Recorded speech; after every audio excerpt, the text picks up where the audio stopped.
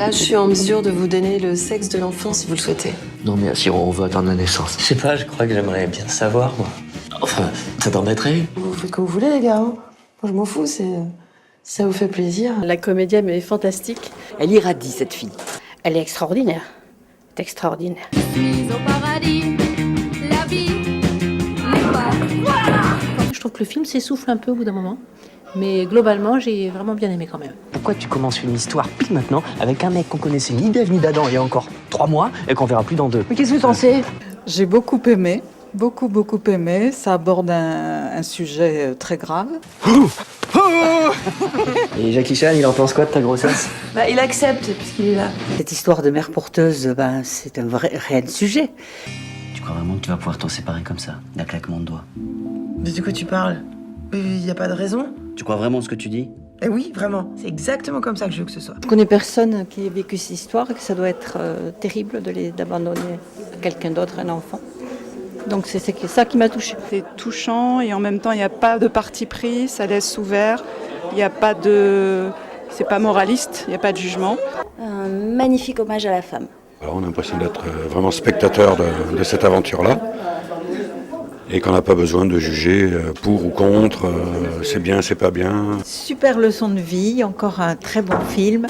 Le festival s'améliore d'année en année. C'est chaque année, encore des meilleurs films. Le choix est formidable, on a beaucoup de chance. Est-ce que pour réaliser ce film, est-ce que vous avez interrogé des femmes porteuses? Oui, mais pas beaucoup. J'ai pas multiplié parce que justement je voulais pas tomber dans l'espèce de film à thèse, etc. Et en fait, je me suis simplement, il y a une histoire de mère porteuse il y a 2 histoires de mère porteuse qui sont arrivées de manière très différente autour de moi. Et donc je me suis presque contenté de celle-là pour être imprégné de ça et après aussi moi avoir une espèce de liberté d'imaginer cette histoire, quoi. Parce que je pense que ce sont de toute façon des histoires singulières et c'est les gens qui les font qui les inventent. Donc je voulais rester à ce stade-là, m'imaginer moi comme mère porteuse en fait. On a fait un micro-trottoir et beaucoup de gens nous ont dit que votre film était objectif et qu'il n'y a pas de jugement, vous jugez personne. Alors comment on fait pour faire un film objectif du coup?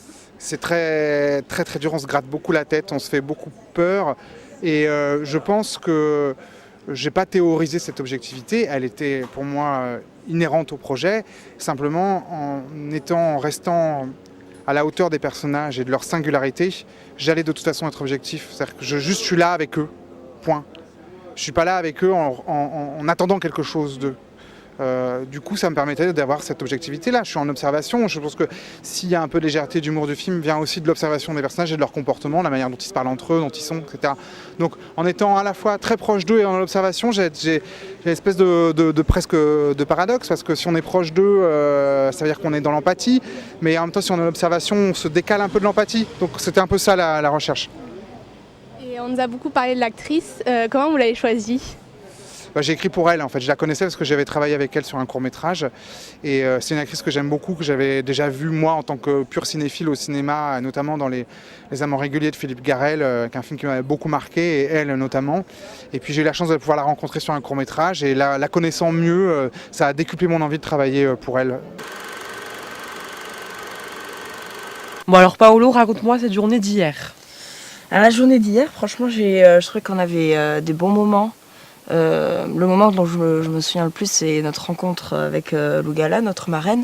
On a beaucoup discuté par rapport au cinéma, par rapport à la donner son avis sur les films. C'était hyper intéressant d'avoir la vision d'une actrice professionnelle.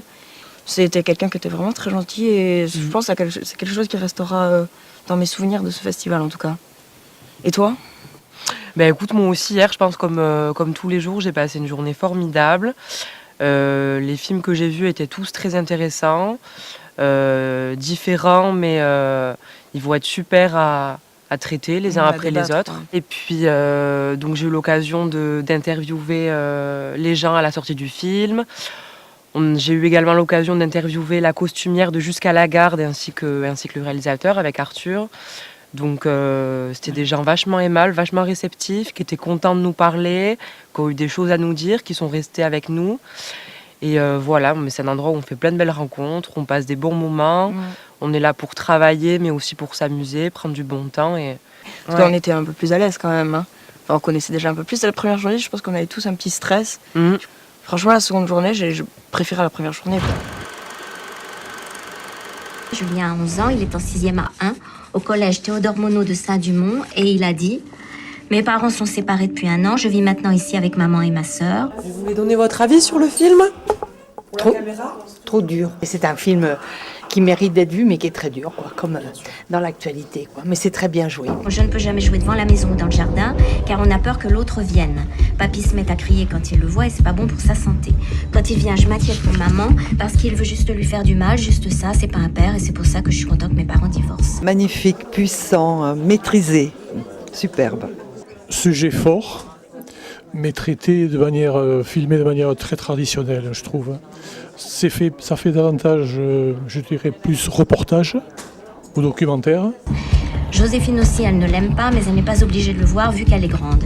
Moi aussi, je ne veux plus jamais le voir et je ne veux pas que le juge m'oblige à aller avec lui 1 semaine sur 2 ou un week-end sur 2 parce que je ne veux plus le voir, plus jamais, je n'ai plus rien à ajouter. Voilà, bien, Maître Davigny, je vous écoute. Super réalisateur, il va aller loin parce qu'il a fait un très bon film, très dur, mais très bon film. Très bien jusqu'à la garde, très bien. Un film bien équilibré, simple, efficace, filmé de façon très naturelle, avec un côté très humain et très monstrueux. Bien tourné par le réalisateur parce qu'il nous a laissé en suspense et on voit là que le rôle du juge est très important. Qui croire et à la fin on voit qu'il fallait croire. J'ai l'impression que vos enfants sont remontés contre vous, monsieur. Vous pouvez expliquer ça? J'aimerais bien comprendre. Je sais pas ce qu'on leur met dans la tête. J'ai beaucoup apprécié ce film parce que pendant 40 ans, j'ai été avocat en droit de la famille et par conséquent, j'ai bien retrouvé la psychologie et l'angoisse des personnes qui vivent ce genre de situation, qui est leur quotidien.